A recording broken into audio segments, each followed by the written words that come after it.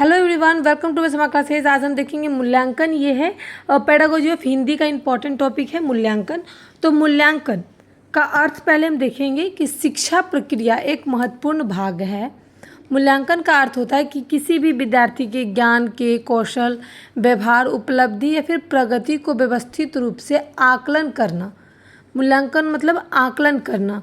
सरल शब्दों में बोलें तो विद्यार्थी ने कितना सीखा है और क्या सीखा है और उसके सीखने के उद्देश्य कितने पूरे हुए हैं, इसका पता लगाना ही मूल्यांकन कहलाता है। इसकी परिभाषा देखेंगे। मूल्यांकन एक ऐसी व्यवस्थित प्रक्रिया है जिसके द्वारा यह निर्धारित किया जाता है कि शैक्षिक उद्देश्यों को प्राप्ति किस सीमा तक हुई है, यानी कि जो बच्चा है वो शिक्षा कितने स्टेज तक, कितने लेवल तक अपना उद्देश्य को जो है पूरा कर चुका है।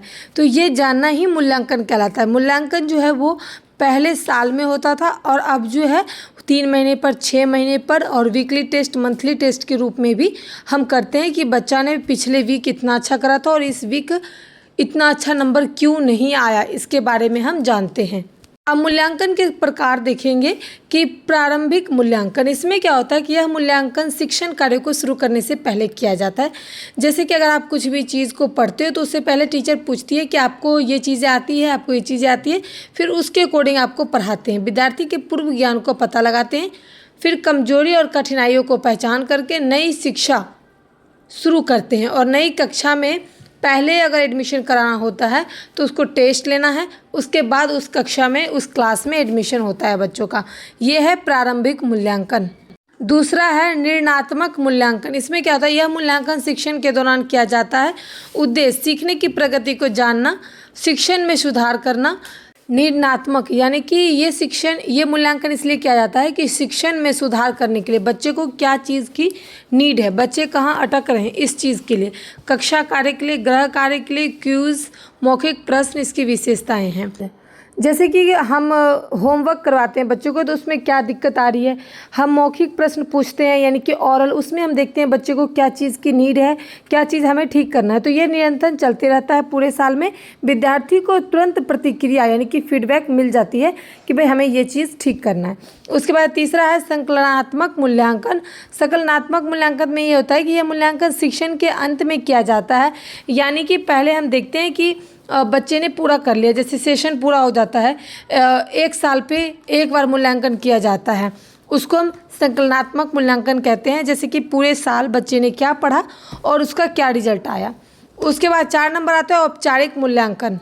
यह निर्धारित नियमों और योजनाओं के अनुसार किया जाता है इस मूल्यांकन को।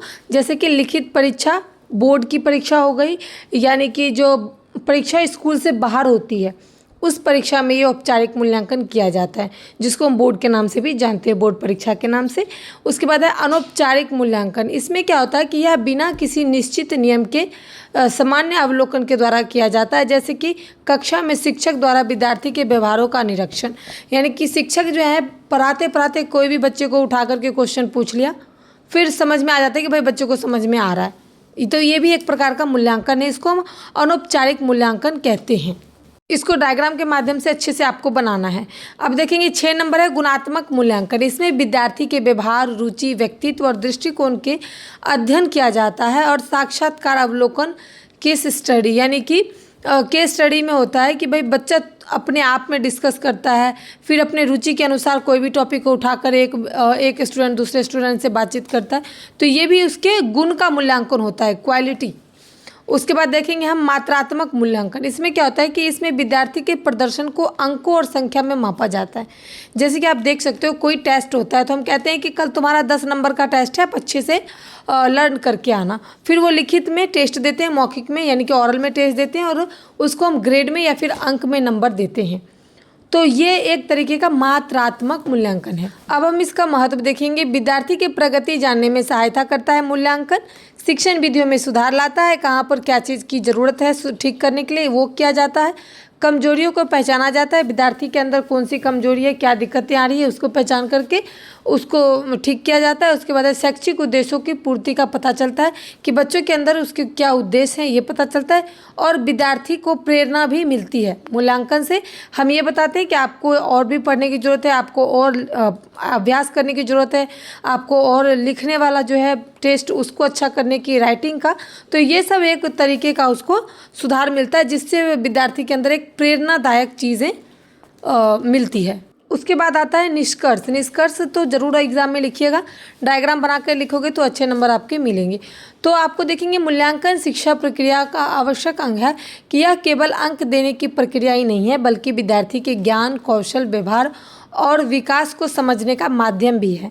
यानी कि मूल्यांकन जो है सिर्फ नंबर देने का काम नहीं करता है, विद्यार्थी के अंदर कितना ज्ञान है, वो कितना लैब क्लास किया है, कितना वो कर सकता है और कितना वो चीज़ सीख लिया है, उसके बारे में समझ करके, उसके विभिन्न प्रकार शिक्षण अधिगम प्रक्रिया को जान करके और उसके बारे में सफल एक मूल्यांकन बनाता है, सफल तरीके से, कि भाई बच्चों ने इतना सीखा है, इस तरीके से सीखा है, इसने ये चार्ट बनाई, ये पेंटिंग बनाई है और विद्यार्थी के अंदर इस प्रकार का ज्ञान है।